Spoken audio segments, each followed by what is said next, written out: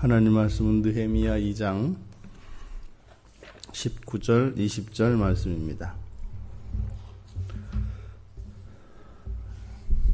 우리 같이 함께 읽겠습니다. 호론 사람 산발랏과 종이었던 암몬 사람 도비아와 아라비아 사람 게셈이 이 말을 듣고 우리를 업신여기고 우리를 비웃어 이르되 너희가 하는 일이 무엇이냐? 너희가 왕을 배반하고자 하느냐 하기로 내가 그들에게 대답하여 이르되 하늘의 하나님이 우리를 형통하게 하시리니 그의 종들인 우리가 일어나 건축하려니와 오직 너희에게는 예루살렘에서 아무 기업도 없고 권리도 없고 기억되는 바도 없다 하였느니라. 아멘. 이제 성전을 건축하려고 하는 느헤미야와 느헤미야의 일행에 대하여 이제는 대적들이 일어나 이것을 방해하기 시작합니다. 이것은 항상 하나님 나라의 일을 할 때 일어나는 반드시 동반되어지는 일입니다. 예수님께서 우리들을 구원하시기 위하여 이 땅에 오셨을 때 주님의 생애와 아주 유사한 그러한 일들이 이곳에서도 일어나게 됩니다. 또 여기에서는 산발랏과 도비아 외에 갑자기 아라비아 사람 게셈까지 합세하게 됩니다. 자, 이 대적들이 하나님의 성전을 건축하고자 하는 이 거룩한 사역 앞에 어떻게 대응하였는가? 세 가지로 나타나고 있습니다. 첫 번째로는 업신여기는 것이고, 두 번째는 비웃는 것이고, 세 번째는 모함하는 것입니다. 여기에 대한 느헤미야의 대응은 하나님만 의지하고 불굴의 의지를 꺾지 않고 또 대적을 향하여 담대히 선언하는 것입니다. 믿음의 선언이지요. 이미 이 대적들은 수차례 바벨론에서 예루살렘으로 돌아와 성전을 건축하려 하였던 유다인들에 대한 이야기를 다 알고 있습니다. 그래서 그들은 지금까지 여러 차례에 걸쳐 성전을 건축하다가 중도에 포기했던 사실들을 기억하고 있습니다. 그러니 지금 산발랏과 도비야 그리고 이 게셈의 반응은 저 녀석들이 또 와서 이제는 성전을 건축한다고 저렇게 하는데 또 우리가 나서서 방해를 하고 회방을 하면 또 하다가 그만두겠구나 라고 하는 업신여김입니다. 또 이어서 3차 귀환을 한 이들 느헤미야 일행의 이런 성전 건축에 대한 이런 것은 그저 비웃음의 대상에 불과한 것이지 이들이 그 성전을 완성시킬 것이다 라고 하는 기대를 전혀 하고 있지 않습니다. 그러니까 업신여김과 이 비웃음은 바로 유다 백성들의 과거와 그리고 유다 백성들의 과거를 기초로 하여 현재의 이들의 성전 공사 그 자체에 대한 이 대적들의 가볍게 여기는 마음을 나타내고 있습니다. 또 이들의 또 다른 특징은 바로 이제 모함하는 것인데 수단 방법을 가리지 않습니다. 대적들은 어찌하였든지 이 성전이 건축되어지지 않게만 한다면 그것이 선이기 때문에 수단 방법을 가리지 않고 또한 대충 하는 것이 아니라 전력을 다합니다. 그래서 총력을 다 기울여서 방해를 합니다. 그러니까 신천지하고 이슬람이 비슷해요. 그러니까 이 사람들이 하는 그 거짓말, 그 모략이 하나님의 말씀이고 옳은 것이라고 하잖아요. 그러니까 정말 독특한 종교인 것 같아요. 거짓말을 선으로 여기는 종교는 글쎄요, 다른 종교는 모르겠습니다. 어쨌든 신천지하고 이슬람은 그런 면에서 그 형제의 종교라고 할 수가 있습니다. 그래서 거짓말을 선한 것으로 여기는 아주 종교인들에게도 보통 정직은 미덕이 되는데 요 두 집단은 아주 그런 면에서 아주 일치합니다. 거짓말을 하나님의 선이다라고 이야기할 수 있는, 그러니까 스스로 우리는 거짓말이다라고 하는 얘기를 공공하게 이야기를 하는데 그게 자기들이 무슨 말인지 몰라요. 거짓말이 선이면 자기들은 거짓의 종교라는 얘기거든요. 근데 그분들한테는 전혀 그렇게 그게 이해되지 않는가 봐요. 거짓이 선이다 하면서 그런데 우리는 거짓이 아니다. 그러니까 그런 사람들, 그런 집단들이 가지고 있는 것은 그 종교 자체의 어떤 진리가 아니라 어떤 다른 목적이기 때문에 그런 게 가능한 것 같습니다. 이게 바로 기독교의 대적들이 가지고 있는 그런 공격 방법입니다. 더더군다나 오늘날로 말하자면 지금 여기에서 거론되고 있는 예루살렘 성전 건축은 오늘날 이제 교회를 세우는 것과 다르지 않지 않습니까?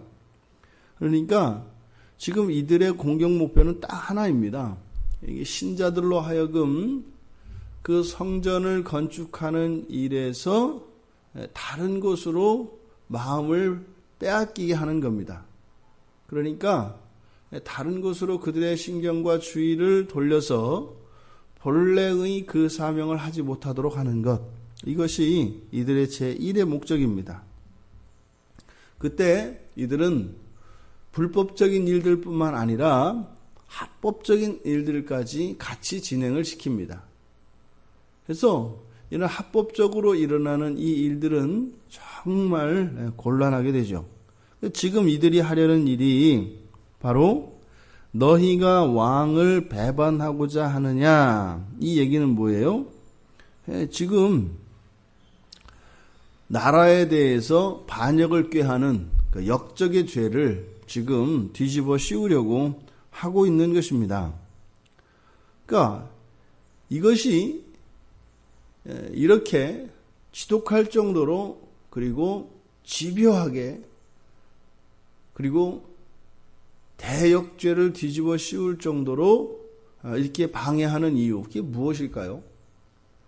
그런 반대로 생각을 하면 이 성전을 건축하는 일이 저들에게는 절대로 그냥 두고 볼 수 없는 일이고 반드시 막아야 되는 것이기 때문에 그만큼 이 일이 너무나 소중하고 너무나 값지고 영광스러운 일인 것을 저들이 알고 있다는 것을 의미합니다. 그러니까 동일한 사건에 대해서 동일한 가치를 알고 있는데 어느 한쪽은 자신의 모든 안락과 재산과 그런 모든 것을 내려놓고 그 일에 매진하게 하는데, 또 한편에서는 자기 자신의 재산과 자기 자신의 안전도 도모하지 않으면서 그것을 방해하게 한다, 이 말입니다. 그러니까 이것은 절대적으로 옳은 일, 절대적으로 거룩한 일, 절대적으로 영광스러운 일 앞에는 만장일치가 되는 것이 아니라 반드시 이런 갈림이 일어나게 되어 있습니다. 이게 진리의 속성입니다. 진리는 생명을 살리게 하지만 질병은 죽게 합니다. 그러니까 이러한 영적인 부딪힘은 반드시 나타나게 되어 있는 것입니다. 그러니까 오늘날도 정말 교회가 세워지는 일은 하나님이 그것만큼 기뻐하시는 일이 없습니다. 한 개인, 한 사람의 구원도 그토록 기뻐하시는데 그런 구원받은 백성들이 한 뜻으로 함께 모여 하나님을 예배하는 처소인, 그리고 성도들이 교제를 나누며 그 진리를 따라 살아가는 장인, 예배의 처소인 교회가 세워지는 것, 하나님께는 너무나 큰 영광이고 이 세상에서 우리가 하나님을 위하여, 하나님의 기쁘심을 위하여 할 수 있는 최대의 것이라면 이것이 또한 저들에게는 최대의 수치요, 최대의 고통이 되는 것입니다. 그러니까 어떤 일이 있어도 교회가 세워지는 일은, 교회가 세워진다는 것은 개척되어지고 새로운 교회가 생기는 것뿐만 아니라 진리로 날마다 깨끗하게 정화되어지며 강건케 되어지며 온전케 되어지는 것, 모든 것을 포함합니다. 이렇게 교회가 세워지는 것, 이것이 영광스러운 일이라는 것을 알 수 있고 또 그 일에 우리의 인생을 사용할 수 있다는 것, 얼마나 감사하고 복된 일이고 특별한 일인지 모르겠습니다. 여기에 대한 대응이 20절에 나오게 됩니다. 하늘의 하나님이 우리를 형통케 하실 것이다. 뭐예요? 우리의 힘으로 우리가 하는 것이 아니라 이 세상을 창조하신 여호와 하나님이 우리의 힘이다. 사람이 우리 자신을 의지하게 되면 위에서 나온 것과 같이 반드시 업신여김과 비웃음을 당하게 됩니다. 때로는 앞에서는 그렇게 하지 않고 앞에서는 오히려 높여질 수 있습니다. 너무나 많은 분들이 세상으로부터 업신여김 당하고 비웃음을 당하는 이유는 하나님을 의지하지 않고 자신을 의지하기 때문입니다. 이것은 예외 없이 우리 모두에게도 적용됩니다. 어느 한순간 크고 작은 모든 일에 있어서 철저히 하나님만을 의지하고 우리 능력의 원천이 하나님의 있음을 고백하지 않고 거기에 우리의 공로와 우리의 힘을 의미 있는 것으로 여기게 되면 그 즉시 우리는 이런 조롱거리가 되어서 업신여김 당하고 비웃음을 당하게 될 것입니다. 이어서 느헤미야는 그의 종들인 우리가 건축할 것이다. 그의 종들인 우리가 건축할 것이다. 우리의 정체성을 이야기합니다. 하나님이 이 일을 주관하시고 우리는 하나님의 종들이다 라고 하는 것입니다. 그러니까 이것은 이런 수치와 비웃음과 이런 경멸조차도 우리에게는 아무런 의미가 없다. 왜요? 우리는 우리의 힘으로 우리의 일을 하는 자들이 아니라 하나님이 하나님의 일을 하시는 그 일을 수종드는 자들이기 때문에 너희들이 우리를 향하여 하는 이 모든 것들은 아무런 의미가 없다. 우리는 단지 일어나 건축할 뿐이다 라는 것입니다. 그저 우리는 주어진 일을 할 뿐이지 우리가 그 무슨 어떤 대의 명분을 위하여 이 세상을 새로운 나라로 바꾸기 위하여 이렇게 하는 거 아니다. 오해하지 마라. 과대평가하지 마라. 우리는 그냥 하나님의 종들이고 하나님이 주신 마음을 따라 이렇게 하는 것밖에 다른 것 아니다 라고 이야기하는 것입니다. 그리고 나서는 오히려 오직 너희에게는 예루살렘에서 아무 기업도 없고 권리도 없고 기억되는 바도 없다 하였느니라. 정반대의 이야기를 합니다. 우리는 종이어서 정말 우리는 특별한 뜻이 있거나 이런 게 아니라 그저 순종하는 것뿐이다. 그러니까 종이다라고 이야기를 해놓더니 그 다음에 가서는 너희는 아무것도 아니다. nothing이다 얘기를 해요. 그러니까 지들이 종이면 지들이 nothing이지 우리를 갖다가 nothing이라고 하니 그 대적들을 이렇게 고급스럽게 조롱을 해야 되는 겁니다. 그리고 이게 실제적이기 때문에 이런 말을 할 수가 있는 거죠. 너희들이 우리를 죽이려고 그런 모든 수단 방법을 가리지 않고 합법적으로 불법적으로 또 우리를 비웃고 그렇게 조롱한다 할지라도 그것은 그냥 지나는 바람에 불과하다라고 이야기하는 거예요. 이렇게 이야기할 수 있는 이것은 오직 믿음에 기초한 자라야 이런 일을 할 수 있습니다. 만약에 믿음이 무너지면 너희는 아무것도 아니다가 아니라 너희들은 큰 의미다. 그래서 어떻게 돼요? 우리가 메뚜기가 되는 거죠. 너희는 거인이 되는 것이고 우리는 메뚜기가 되는 것입니다. 이것이 우리의 삶 속에 몰려들어오면 근심과 걱정과 염려가 우리의 마음을 확 삼켜버립니다. 그러면 정말 아무것도 아닌 종이 호랑이에 놀라서 자빠지는 장수의 격이 된다 이 말입니다.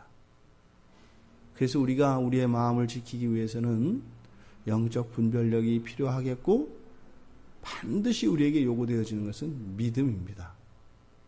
근데 그 믿음의 근거가 하나님께 있기 때문에 그것이 종이 호랑이인 줄 알지, 믿음의 기초가 하나님이 아닌 다른 무엇이 섞이게 되면 그것이 종이 호랑이가 아니라 조련된 호랑이로 여겨져서 호랑이지만 사람 말을 잘 들을 거야.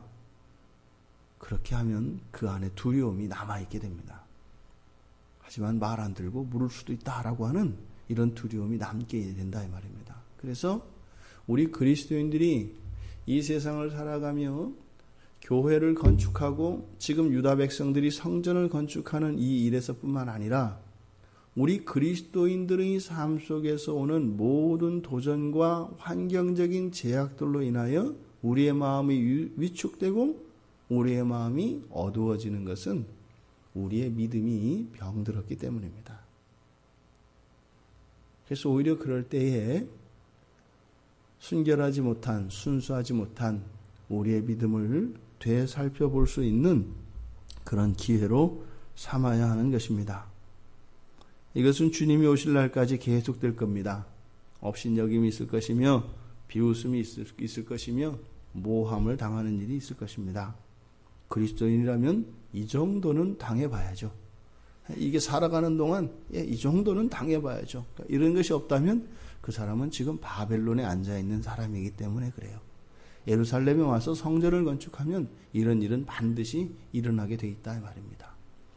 느헤미야가 대응한 것, 하나님만 의지해야 합니다. 우리는 어떤 일이 있어도 하나님이 명하신 그 일들을 반드시 수종드는 종인 것임을 잊지 말아야 합니다.